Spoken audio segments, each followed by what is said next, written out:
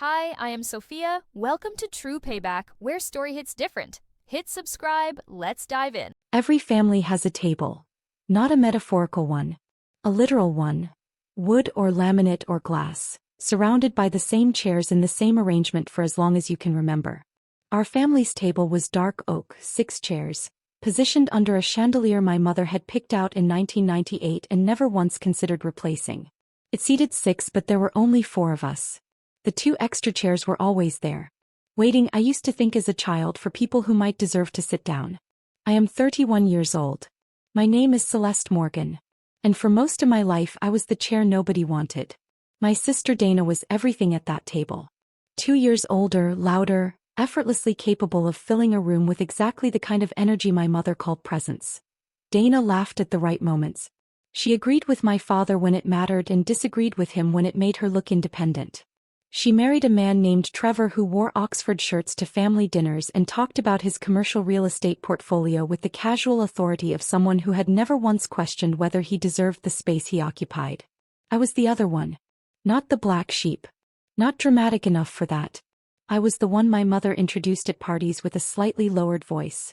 And this is my younger daughter, Celeste. She's in finance. The way you'd mention a piece of furniture that didn't quite match the room but you hadn't gotten around to replacing. I had a job my family didn't fully understand, an apartment they'd never visited, and a life I had built in deliberate, careful silence over the better part of a decade. That silence was intentional. I want to be clear about that. I had watched what happened when you gave my mother information. She catalogued it, cross-referenced it against her internal ledger of who deserved what, and deployed it at the precise moment it would cause the most damage. When I was 24 and had just negotiated my first major contract, a consulting agreement worth $340,000, I made the mistake of mentioning it during a Sunday call. By the following Thursday my mother had told Dana, Trevor had questioned whether the numbers were realistic, and my father had asked, with complete sincerity, whether I was sure I hadn't misunderstood the terms. So I stopped sharing. Not out of bitterness. Out of strategy. There is a difference, and it took me years to understand it clearly. Bitterness wants the other person to feel the wound. Strategy simply stops handing them the knife. By the time I was 29, I had built something that would have been unrecognizable to the version of me who had sat quiet at that oak table and watched Dana open college acceptance letters while mine sat unopened because my parents had already decided she needed the savings more. I was a senior portfolio director at Harmon Wealth Management, overseeing a client book worth just over $380 million. I had a private condo I owned outright in the East Financial District, a financial advisory relationship with a man named Victor Reyes who had been my mentor since my first year in the industry, and a growing personal investment portfolio that I reviewed quarterly and discussed with no one in my family. I drove a car they had never seen. I wore clothes they had never commented on because they had never been in the same room as me when I wore them. I lived a life that was, by every measurable standard, flourishing, and I had protected it the only way I knew how. By being invisible. Christmas changed that. But not the way my mother planned. The invitation to Christmas dinner came via group text in early December. Dana had typed it. She used the word mandatory the way only people who know they have no actual authority do, with extra emphasis, hoping the word itself would carry weight. * mandatory family Christmas. Mom's house. December 25th, 4 p.m. Dress nicely. *. I typed back, I'll be there. I had learned not to over-explain. A single confirmation gave them nothing to work with. I arrived at 4:07. The house smelled like cinnamon and the particular tension that only exists in rooms where something has been planned. I noticed it immediately, the way my mother moved through the kitchen with the energy of someone executing rather than hosting. Trevor was already seated, Oxford shirt pressed, glass of red wine positioned exactly 2 inches from his place setting. Dana stood near the counter doing something with a salad that required less effort than she was giving it. My father was in his chair at the head of the table reading something on his phone. Nobody hugged me. This was not unusual. I poured myself a glass of water, sat at my usual seat, second from the left across from Dana, and waited. Dinner itself was unremarkable. My mother had made a roast. My father talked about his golf game. Dana and Trevor discussed an interior designer they were considering for their guest bathroom, and I listened with the attentive expression I had perfected over years of being physically present in rooms where I was emotionally uninvited. The conversation moved around me the way water moves around a stone. Not hostile exactly, but shaped by the assumption of my irrelevance. It was over the dessert plates that my mother stood up. She walked to the kitchen counter and picked up a manila folder. It was thick, not enormously so but deliberately thick. The kind of thickness that announces itself. She carried it back to the table with both hands, the way you carry something fragile or something important or something you want people to believe is one of those things. She set it in front of me. "I have documentation," she said. Her voice was clear and steady. She had rehearsed this. $8,000 worth. I looked at the folder. I looked at my mother. Dana was watching me with an expression I recognized. The particular alertness of someone waiting for impact. Trevor had leaned back slightly in his chair. My father had put his phone down. "I hired Gerald Cross Investigations 6 weeks ago," my mother continued. "Because your lifestyle doesn't make sense, Celeste. The apartment. Her. The vacations. I'm your mother. I need to understand where this money is coming from." She said "I'm your mother" like it was a credential. I pulled the folder toward me and opened it slowly. The first pages were surveillance photos. Me entering my building. Me parking my car. Me exiting a restaurant in the financial district with 2 colleagues whose names my mother would not have recognized. There were printed screenshots of my LinkedIn profile. A printed copy of my company's website with my bio circled in blue pen. 3 pages of what appeared to be a compiled record of purchases. Restaurants, flights, clothing retailers. Sourced from God knows what combination of public records and digital footprint analysis. I turned the pages calmly. One by one. "This took 6 weeks?" I asked. "Don't make jokes," Dana said. "I'm not." I set the last page down. "I'm genuinely asking." My mother crossed her arms. "The point is that none of this adds up for a mid-level finance employee." Trevor looked at the numbers. "The lifestyle doesn't match the income bracket." Trevor nodded with the confidence of a man who had been asked to validate something and had done so without asking questions. I looked at the folder for one more moment. Then I took my phone off the table and typed a message to Victor. *Mom hired Gerald Cross Investigations. Run a conflict check on their client list. *. I set the phone face down. The table was quiet. I think they expected me to defend myself. To explain. To produce counter-documentation, perhaps, or to get flustered in the way that satisfying confrontations require. Dana was watching my face. My mother was watching my hands. Victor replied in 90 seconds. I picked up my phone. Read the message once. Set it face down again.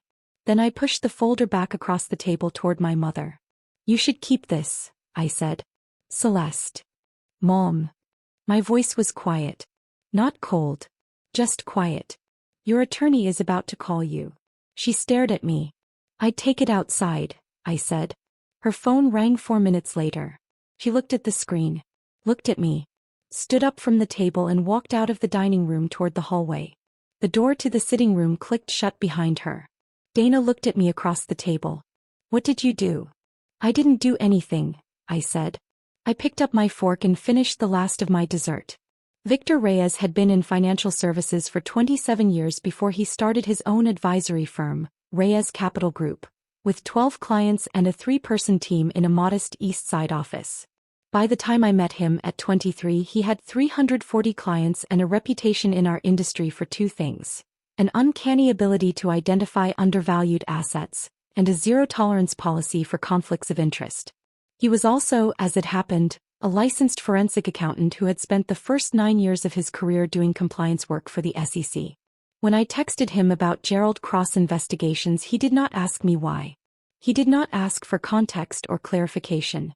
Victor operated on the understanding, one we had established early in our professional relationship, that when I flagged something I had already assessed it and what I needed was execution. The conflict check took him 60 seconds because he had run one 2 years prior. Gerald Cross Investigations, it turned out, had a corporate client list that included, as one of their 3 premium retainer accounts, a wealth management firm called Whitmore Capital Partners. Whitmore Capital Partners had, 14 months earlier, attempted to poach 3 of Reyes Capital Group's senior clients with a targeted campaign that included, among other tactics, selectively distributed documents suggesting irregularities in Reyes Capital's fee structure. The campaign had failed. Victor had documentation proving its origin. Gerald Cross had been the firm that compiled and distributed those documents. Victor had, at the time, chosen not to pursue legal action because the damage had been contained and the cost of litigation outweighed the benefit. But he had kept every piece of documentation, every email, every distribution record. A complete forensic trail connecting Gerald Cross investigations to a coordinated defamation campaign against a competing financial firm, which is, under applicable law, actionable at a level that makes an $8,000 surveillance retainer look like a rounding error. What my mother's attorney was explaining to her in that sitting room with the door closed was that Gerald Cross Investigations was currently being asked by Reyes Capital Group's legal team to confirm whether a retainer agreement existed with one Patricia Morgan, née Patricia Holloway of 4 Elmwood Court, and whether the work product generated under that retainer had been distributed to third parties in a manner that might constitute participation in a pattern of actionable conduct. It had not. My folder was the only copy. Gerald Cross had followed standard protocol. The attorney on the phone was not unkind. He was methodical. He explained the timeline of the Whitmore campaign, the documented connection to Gerald Cross, the nature of the legal exposure, and the recommended course of action in the measured tones of someone who has delivered uncomfortable news so many times that it has become simply a transfer of information. He did not editorialize. He did not say your daughter set this in motion. He simply explained what existed, what it meant, and what would be advisable going forward. My mother asked 2 questions. The attorney answered both. Then she said she needed to call him back and she hung up. But the inquiry alone was enough. Because Gerald Cross Investigations had, it turned out, billed my mother twice. Not maliciously. An accounting error. A duplicate invoice generated when their billing system migrated platforms in November. My mother had paid both. $8,000 on the first invoice, $8,000 on the second, assuming the second was a progress billing. She had not called to question it because calling would have required explaining to someone at Gerald Cross why she was spending $16,000 on surveilling her own daughter, and she had not wanted to have that conversation. She had, as a result, paid $16,000 for a folder of surveillance photos and a conflict check that had just unraveled the entire operation. Her attorney was recommending, in very measured tones, that she request a full refund on both invoices and cease all contact with Gerald Cross pending a review of their current legal exposure. My mother was outside for 11 minutes. When she came back in, she sat down. She did not pick up her fork. She did not look at Trevor or Dana. She looked at me. You knew, she said. I suspected, I said. Victor confirmed. Who is Victor? I had never mentioned Victor to my family. I had never mentioned Reyes Capital Group or my client book or the promotion I had received 18 months prior, or the performance bonus I had deposited in February that was, on its own, more than my father had earned in his best year at the firm where he'd worked for 3 decades. He's my financial advisor, I said. He's been my financial advisor for 8 years. Dana was looking at me differently now. The preloaded quality had left her expression. What replaced it was something I did not often see directed at me from that table. Uncertainty. How did he know about the investigation firm? My father asked. His voice was careful. Because Gerald Cross has a history, I said. Victor keeps records. I reached into my bag, the one I had hung on the back of my chair when I arrived, the one nobody had commented on, and I placed 3 things on the table.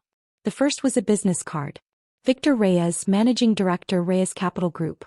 My mother picked it up and turned it over. The second was a single printed page. A summary statement from my personal investment account, dated the 1st of the month, showing a portfolio value that I will not reproduce here because some things are still private, but which was sufficient to explain the apartment, the car, the restaurant in the financial district, and 11 other lifestyle details that had apparently required 6 weeks of surveillance to compile. The third was a letter on Harmon Wealth Management letterhead, signed by my division head, confirming my current title, tenure, and the fact that I had been shortlisted for a National Industry Recognition Award to be announced in February. I placed all 3 items on the table and folded my hands. The lifestyle makes sense, I said. It just makes sense for a life I haven't told you about. My mother looked at the portfolio summary for a long time. I watched her face move through something, not quite regret, not quite recognition, but some complicated territory between them. Why didn't you tell us? She asked. This was the question I had been waiting for. Not because I had a dramatic answer prepared, but because it was the question that contained the real answer inside itself. Why didn't you tell us? As if the answer were mysterious. As if the table we had always sat at had been a place where information was safe, where achievement was celebrated without qualification, where a daughter who had done well could say so without it being catalogued, cross-referenced, and eventually deployed. Mom, I said. You spent $16,000 to prove I was lying about my own life. She said nothing. That's the answer to your question. Dana was quiet.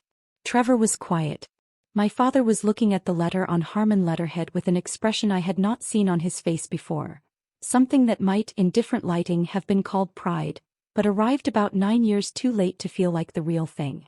Gerald Cross Investigations refunded both invoices in full within 72 hours of Victor's legal team making contact.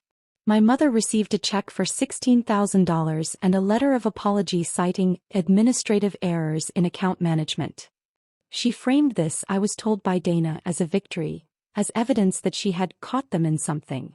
I did not correct this interpretation because correcting it would have required a conversation I had decided I was no longer interested in having. The Industry Recognition Award was announced in February. I was named one of 3 recipients of the National Financial Services Excellence Award for Portfolio Directors Under 35.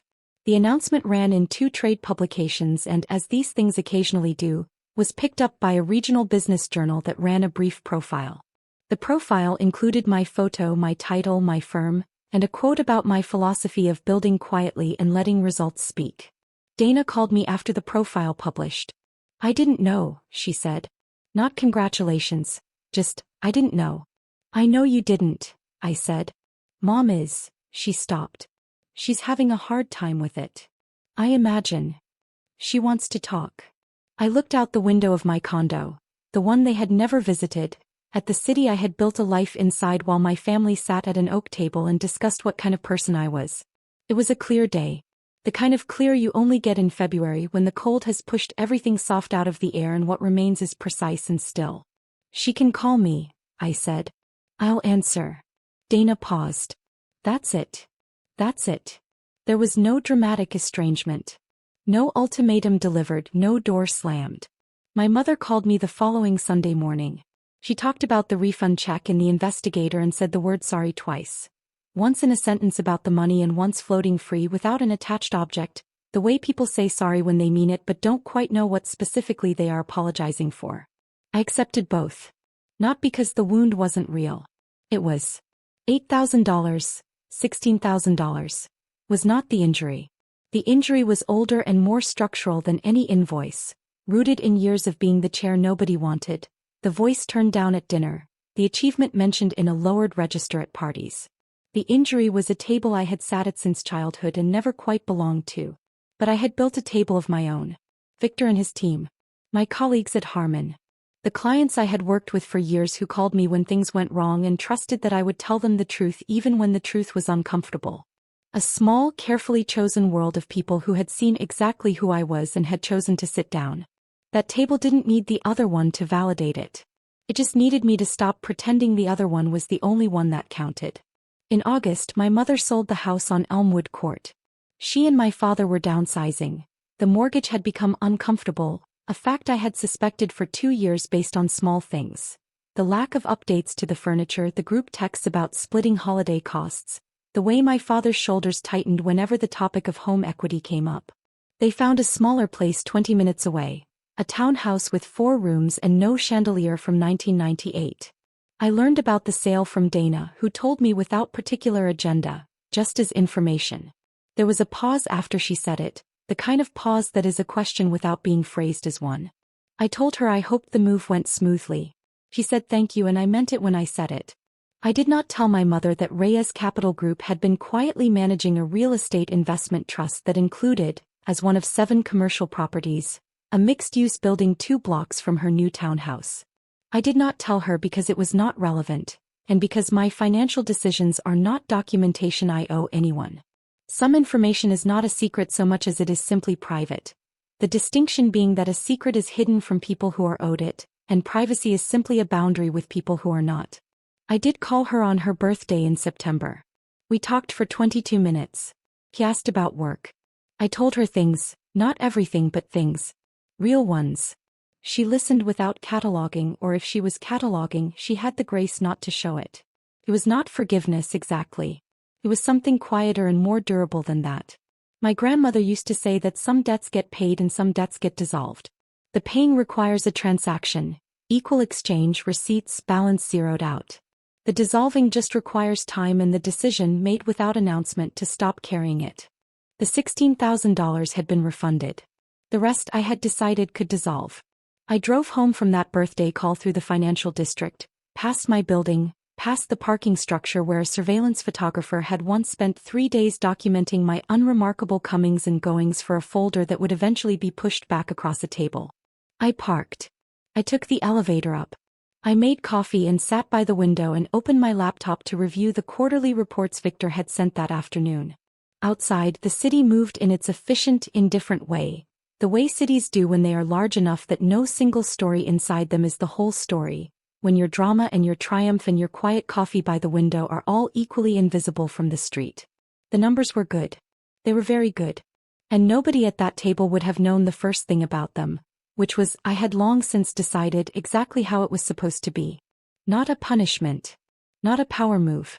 Simply the natural result of having built something real in a place where no one was watching, for no audience, with no expectation of applause. The folder was still in my bag. I had taken it with me when I left Christmas dinner. Not as evidence, I didn't need it for anything. I kept it because it was, in its own way, the most complete portrait anyone in my family had ever assembled of my actual life, paid for at significant expense, and it had told them almost nothing. I thought about that sometimes. About the gap between what can be surveilled and what can be known.